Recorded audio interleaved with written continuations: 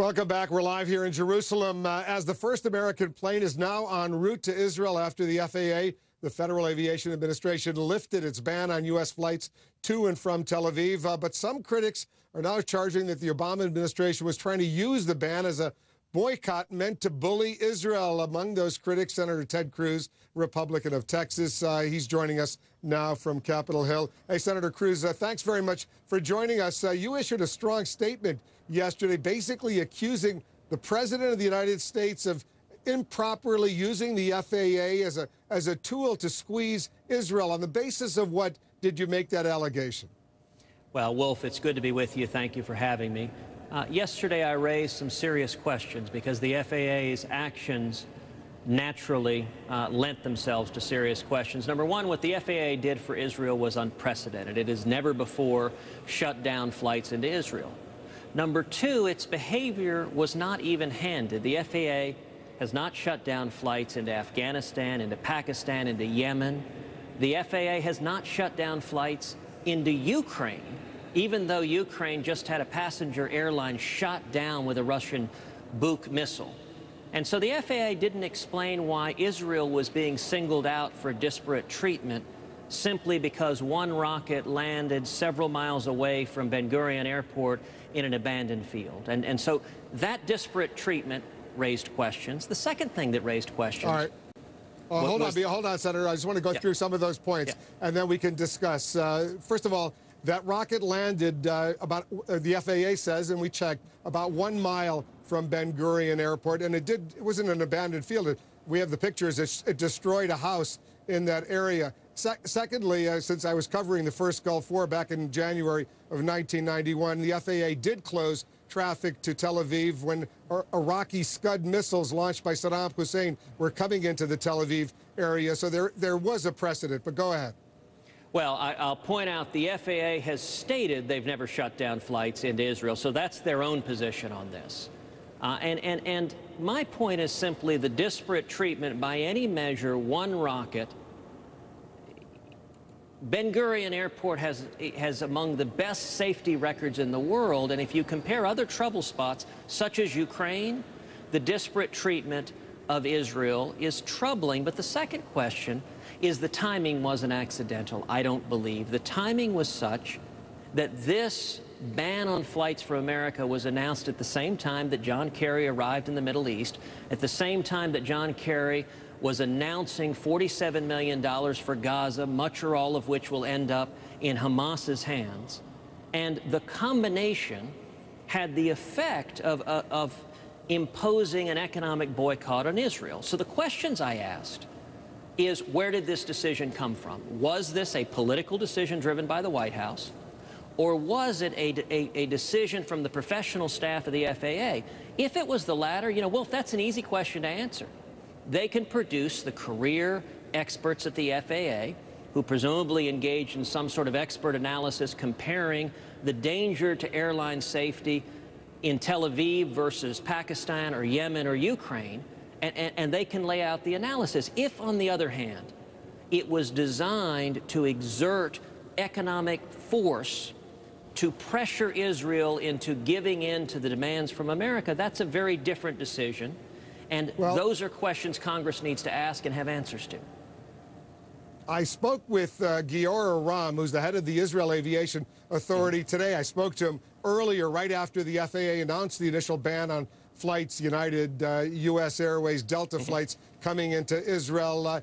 And for 36 hours, he said, on a professional level, the best aviation experts in Israel, the best aviation experts at the FAA, they did have a very detailed, very technical discussion about the threat that U.S. passengers potentially could face. After those 36 hours, the professionals at the FAA decided to lift the ban. So, and the White House completely denies they had anything to do with it. They say this was strictly an FAA decision. You clearly don't buy that.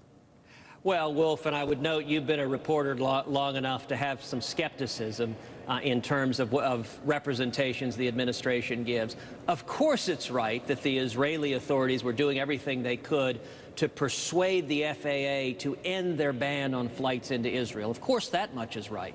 But the question is, what was the decision-making that went in to the Obama administration imposing the ban on the front end. And when I ask those questions, the result has been anger, has been dismissiveness, but a refusal to answer the question. You know, I thought it was striking yesterday, a State Department spokesperson, when asked that question, dismissed it, but then proceeded to speak for the FAA, to speak on behalf of the FAA. And this is a very different decision if it emanated from the State Department or the White House as an economic tool to pressure Israel than if it was simply an expert judgment on airline safety. And that's easy to assess, because if it was the latter, there will be career employees, there will be written reports laying it out. If it was the former, then there's going to be a trail of communications from the political leadership. You know, there are other airlines that I guess it's fair to say followed the U.S. lead. In fact, even right now, Lufthansa, the German carrier, they're still not flying in and out of Israel. How do you explain that? They've got their experts. They want to make money. Those flights are pretty crowded. Look, Europe has never been shy about putting undue influence and pressure on the nation of Israel. And America and Israel enjoy an unshakable alliance. One of my greatest concerns with the Obama administration is we've never had an American administration demonstrate as much hostility and antagonism to the nation of Israel. I would note that the questions I raised about this airline ban come in the context of a global BDS movement, a global movement to pressure, to boycott, divest, and impose sanctions against Israel that sadly John Kerry has made comments that many took as encouraging that effort. And in that context, the effect of the FAA order was an economic boycott. Now, I am glad that the Obama administration, in the face of bipartisan criticism, reconsidered. But we should still inquire, was this a political decision done from political motives, or was it an independent agency? If it was only the FAA, they should easily be able to produce the experts and the written expert opinion before they issued the ban. Here's what the State Department spokeswoman, Marie Harf, and she's going to be joining us later this hour, said about you and your statement. I'll play the clip. FAA has publicly said the only consideration they take into account is security and safety of American citizens. I think a goal Senator Cruz should, in theory, share and should not play politics with this anymore. All right, go ahead and respond to Marie Harf. Well, look, yesterday when she was asked about it, she chose to ignore the question and to belittle the very serious questions. But then, strikingly, she stood up and said she would speak on behalf of the FAA. I think it's a little ironic that the State Department is protesting. They had nothing to do with the decision, but then the State Department is acting as the official spokesperson for the FAA at the same time.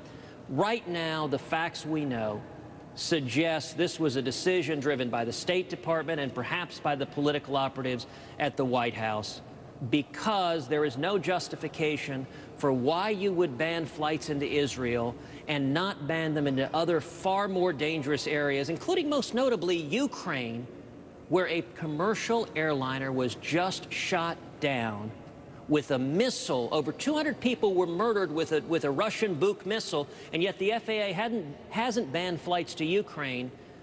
That raises a serious question, and even in the comments you just played, the State Department spokesperson will not answer the questions or produce the internal FAA analyses that she's claiming were the basis of this decision. Well, she's standing by live. We'll talk to her in a moment. But very quickly, you know, the Obama administration, with the support of Democrats and Republicans in the House and the Senate, continues to provide Israel with about $3 billion a year, and now supporting another $250 million or so to help Israel deal with that Iron Dome anti-missile system that's worked so well over these past few weeks. So you can't say the administration is totally anti-Israel when they're helping Israel in a concrete way, military to military, with this kind of financial assistance. Well, you can say that. Look, are they honoring the treaty commitments that have passed with overwhelming bipartisan support out of Congress? Yes. But at the same time, the Obama administration goes out of his way repeatedly to criticize, to attack, to hector the nation of Israel. It was just a couple of months ago that John Kerry said that Israel could become an apartheid state, which I would note is a vicious slander. It's false. And those words have consequences. They will be repeated by enemies of Israel, by Hamas, by Iran, by Hezbollah, and they'll say, this isn't us speaking, this is the Secretary of State of the United States. That is unacceptable. If you look at this conflict right now, it is a false moral equivalency to compare Hamas, who are terrorists trying to murder innocent men, women, and children, and the nation of Israel, whose military is trying to protect their civilians and stop terrorists. Those are not equivalent. They're fundamentally different. Senator Cruz, thanks very much for joining us. I know you have strong views on this subject, and you're willing to share them with our viewers. We appreciate that. Senator Ted Cruz of Texas, joining Always us a from pleasure, Capitol Wolf. Hill. Thank you. Thank you very much. We'll continue this conversation.